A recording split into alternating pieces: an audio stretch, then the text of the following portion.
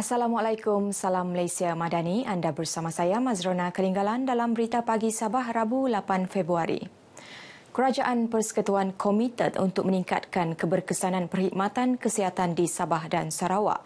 Timbalan Menteri Kesihatan Lukan Isman Awang Sauni berkata, berdasarkan maklum balas, masih banyak yang perlu diberi pertimbangan termasuk keperluan pembinaan bangunan baharu untuk Hospital Wanita dan Kanak-kanak Sabah HWKKS. Jelas beliau, ia antara kebimbangan yang perlu diberi perhatian memandangkan tahap penggunaan katil di hospital berkenaan telah mencapai tahap 110% tahun lepas.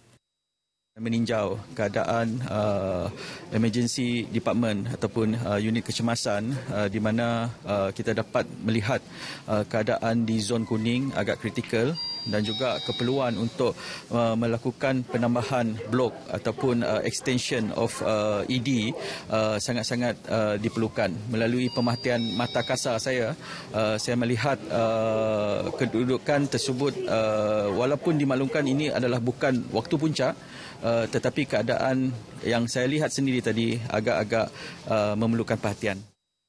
Lukan Isman berkata perkara itu akan dibawa ke peringkat kementerian untuk tindakan lanjut. Beliau berkata demikian kepada pemberita selepas melakukan lawatan ke HWKKS di Kota Kinabalu. Kementerian Pendidikan akan menitik beratkan beberapa isu dalam melonjakkan taraf pendidikan di negeri ini. Antaranya ialah masalah sekolah-sekolah daif, isu sekolah kurang murid dan pendidikan khas.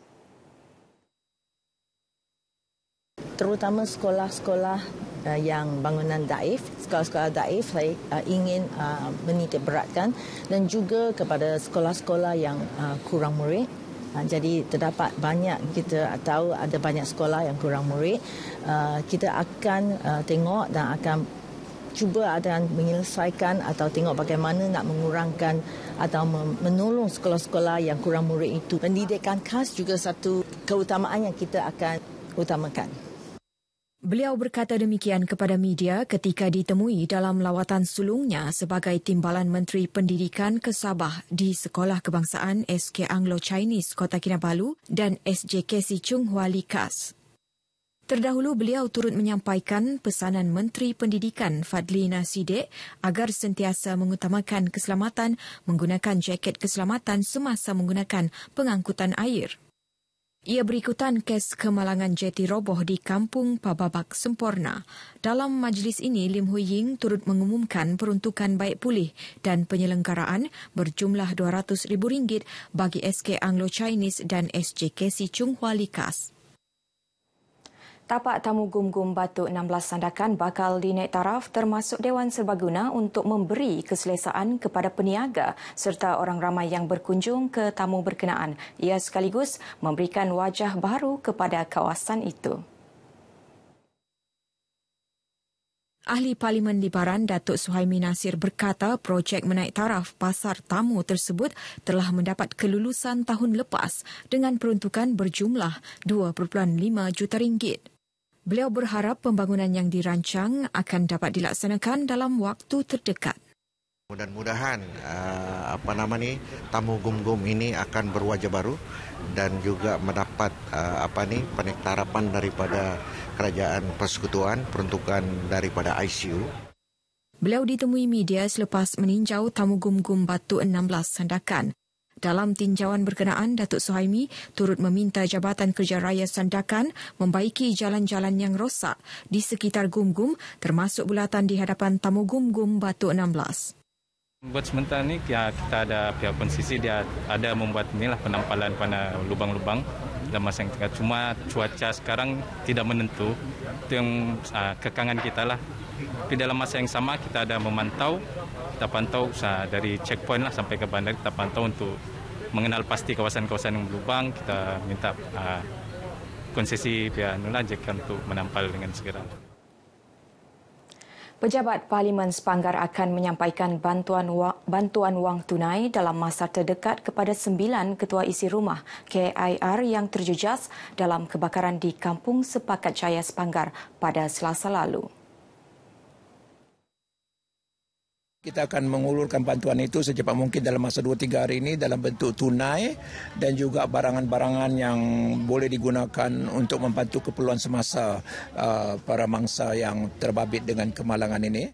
Pengarah Parlimen Sepanggar Asim Jamat berkata demikian selepas mewakili Ahli Parlimen Sepanggar Mustafa Sakmud menyerahkan bantuan daripada Jabatan Perkhidmatan Kebajikan Am kepada 9 KIR di kampung berkenaan. Mangsa kebakaran yang ditemui berkongsi pengalaman ketika kejadian selain berharap lebih banyak bantuan akan disalurkan. Kebakaran start dari rumah pertama nih, tapi penghuni dia pun masih tidur, Pak. Kami suspek pun mungkin litar pintas, Pak, sebab dia keluar dari bilik, siling sudah terbakar. Macam kami lebih berharap bantuan daripada pihak kerajaan. Rata-rata mangsa ini pun yang bekerja sendiri, Pak, yang macam ada kerja baru ada gaji.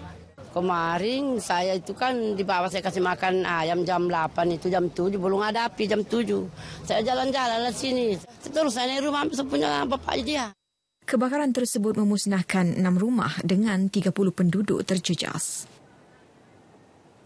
Persatuan Kebajikan Al-Fatih Sabah PIKAS menyumbangkan bakul makanan kepada penduduk terjejas banjir di 5 buah kampung di daerah Pitas melibatkan 193 ketua isi rumah KIR bagi meringankan beban mereka yang terjejas akibat bencana itu. Pengagihan dilaksana di Kampung Rosop melibatkan 55 KIR, Kampung Tanjung Sinimpol 15 KIR, Kampung Mampakat untuk agihan kepada 46 KIR serta Kampung Luntuk 28 KIR dan 49 KIR di Kampung Pinggan-Pinggan. Dalam pada itu, orang ramai yang ingin menyumbang atau memberi infak boleh menghubungi persatuan berkenaan bagi membolehkan lebih banyak bantuan dapat disalurkan kepada penduduk yang terlibat. Beralih ke perkembangan harian COVID-19, jumlah kes positif baharu semalam adalah 8 kes menjadikan jumlah kumulatif sebanyak 406,838 kes. Berdasarkan kenyataan Menteri Kerajaan Tempatan dan Perumahan Datuk Seri Panglima Dr. Joaquim Gunsalam, bilangan pesakit sembuh ialah 3 orang termasuk yang discharge dari hospital. Ia menjadikan jumlah kumulatif 400,574 orang, manakala 131 pesakit sedang menerima rawatan di hospital. Bilangan pesakit yang memerlukan penjagaan kritikal ialah 1 orang. Penganjuran Majlis Tilawah Al-Quran berupaya menyemai semangat cintakan Al-Quran dalam kalangan umat Islam. Menurut Timbalan Ketua Menteri yang juga Menteri Kerja Raya Datuk Syahilmi Yahya, selain membaca dan mendengar, peserta terlibat akan cuba memahami kandungannya yang mempunyai nasihat dan panduan dalam kehidupan. Beliau yang juga Adun Tanjung Keramat berucap demikian dalam Majlis Tilawah Al-Quran Peringkat Daerah Putatan tahun 2023 di Putatan. Teks ucapan beliau dibacakan penolong pegawai daerah Putatan Hasnita Norzain. Seramai 12 peserta mengambil bahagian dalam majlis ini. Johan akan mewakili daerah Putatan ke Majlis Tilawah Al-Quran Peringkat Pantai Barat Selatan yang akan berlangsung 16 Februari di daerah itu dan seterusnya ke peringkat negeri. Amalan berwakaf dilihat sebagai salah satu instrumen yang dapat membantu pembangunan ekonomi di negara ini. Bagaimanapun, amalan ini sebaiknya disertakan dengan kefahaman yang betul bagi meningkatkan penyertaan umat Islam untuk berwakaf. Timbalan yang dipertua Majlis Ugama Islam Sabah Muiz, Ustaz Malai Ali Malai Ahmad berkata, kefahaman itu juga penting terutama dalam melaksana pelbagai inovasi berkaitan amalan berwakaf. Alhamdulillah, sebenarnya masyarakat Sabah ini sudah lama mengidam-ngidamkan ataupun cinta kepada berwakaf. Tapi alhamdulillah dengan bantuan Yayasan Wakaf Malaysia dengan Majlis Ugama Sabah, kita realisasikan hari ini dengan ada sistem, dengan ada nizam, dengan ada kaedah supaya wakaf umat Islam di Sabah ini dapat kita selaraskan menerusi enactment yang kita ada di bawah Majlis Ugama Islam Sabah. Beliau berkata demikian kepada pemberita RTM selepas merasmikan seminar kesedaran berwakaf dan pelancaran wakaf tunai pendidikan di Tawau. Tambah Ustaz Malay, amalan berwakaf merupakan gabungan di antara dua elemen, iaitu elemen rohaniah dan kebendaan.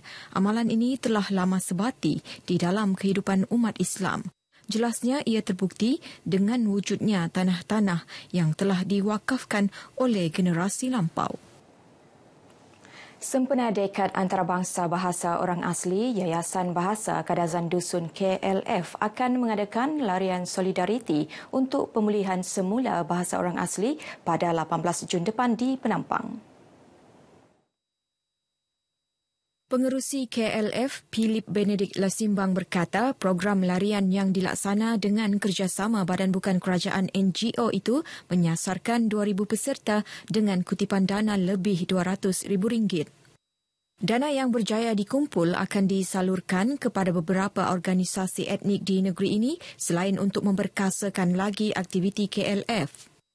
Setakat ini kita ada 10 kategori dalam larian ini. So ini bagus kerana bukan saja kita buat larian ini untuk pentas kita untuk memikirkan pasal bahasa, perkembangan bahasa saja, tetapi juga untuk untuk kesihatan, kesedaran kesihatan kita. Beliau menyatakan demikian kepada media di Kota Kinabalu.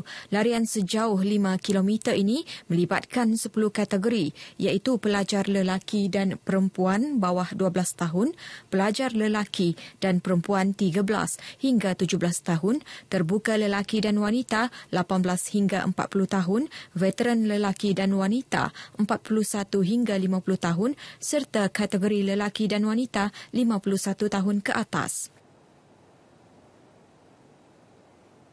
Baik, paparan itu mengakhiri berita pagi Sabah. Teruskan bersama kami untuk lebih banyak perkembangan semasa. Saya Mazrona Kalinggalan, salam hormat. Biru keindahan negaraku, negaraku bangga dan bangkit semua.